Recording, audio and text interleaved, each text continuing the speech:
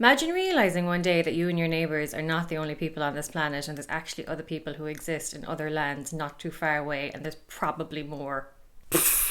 Little do they know, we'd all soon be annoying the shit out of each other. Greetings, internet family. Welcome to Laugh Out Lisa. I'm Lisa, reading stuff so you don't have to, kinda. Today we're talking about the future of the internet. Keeping it light. Today's video is going to be shorter, I promise. There's always so much to say, but so let's just get into it, shall we? As always, this topic is extensive, so if you find this stuff interesting, there's plenty more to learn. I'll try and link some stuff below, but in this video, we'll be looking at it in 3 short points. So let's begin. Number 1. So, like I said in my last video, when the internet first started, it was all the painting application and giant desktops and text-heavy websites no one ever read. The entire thing just seemed so silly. Until you learn the reason the internet is there in the first place at all was because the US Defense Department wanted to have armed forces communicate over a connected distributed network. I have a lot to say about this, but not today. So they created ARPANET. ARPANET, one of the earliest versions of computers talking to each other on a network.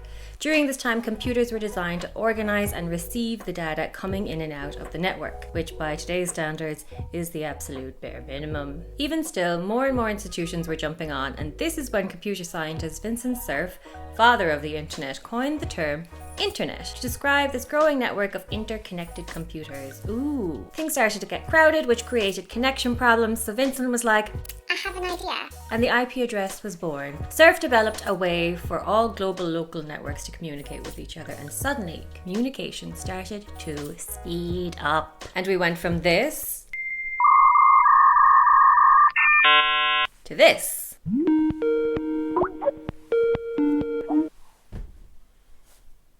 Before we knew it, the internet was everywhere, which leads me to point number 2. Artificial intelligence and the Internet of Things. I spoke about this in my last video that focused on robot beings, but something happening right now and growing is the fusion of artificial intelligence with things, turning our environments into smart spaces. Ooh. Here's what this looks like. Wearables. Your watch, earbuds, health trackers, virtual reality eye set. You already know what I'm talking about. They're already here, they're working, and they will become more present in our everyday lives. Yes, they're very efficient and informative, but you will trade your personal data so companies can monitor and track user preferences and habits in order to have access to the device's use.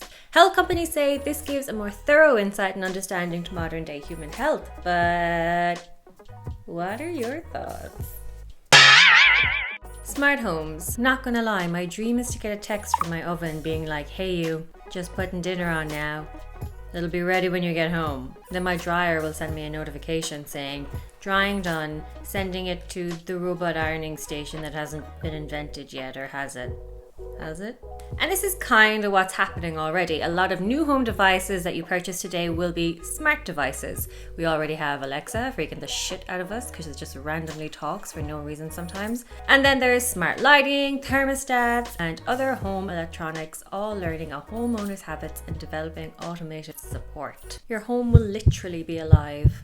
Well, depending on your perspective of alive. Smart cities. In my ideal world, this looks like free internet and phone charging everywhere. In reality, it's self-driving public transport and increased camera surveillance. Think of your smart home, except it's not your home and it's watching you. Also something about optimized energy consumption, which is like the free toy they throw in with your meal. And finally, smart industries. This one's controversial because jobs. Am I right? Yes, artificial intelligence will reimagine the manufacturing process from automated guided vehicles to optimizing warehouses. It's all very anti-human. Well, there's 2 ways of looking at this. There's the we're being replaced by computers narrative, and then there's the more optimistic we will be working with computers or human-machine cooperation, as it's more fondly repackaged and rebranded as. I'm not gonna lie lads, I'm skeptical because they keep using language like will reduce human error by 90%. Human error is bad. Speaking of human error, number 3. At what cost are we willing to pay for internet connectivity? Or should I say, what distance? I'm talking about space stuff now. 5G or 5th generation mobile network has meant super fast real-time data processing internet access. But why stop there? Enter Starlink. Brought to you by SpaceX.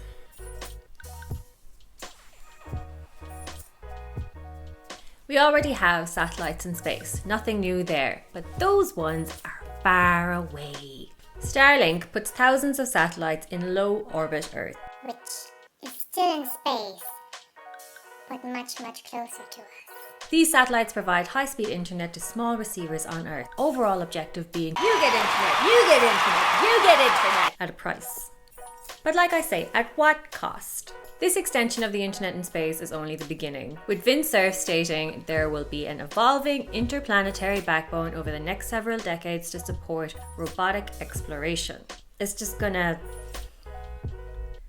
keep going and going until it hits the other side of the universe.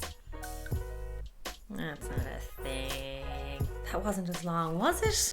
What was your favourite thing that you learned, Lisa? That would be the robot oven, Lisa. Oh shit, I left the oven on.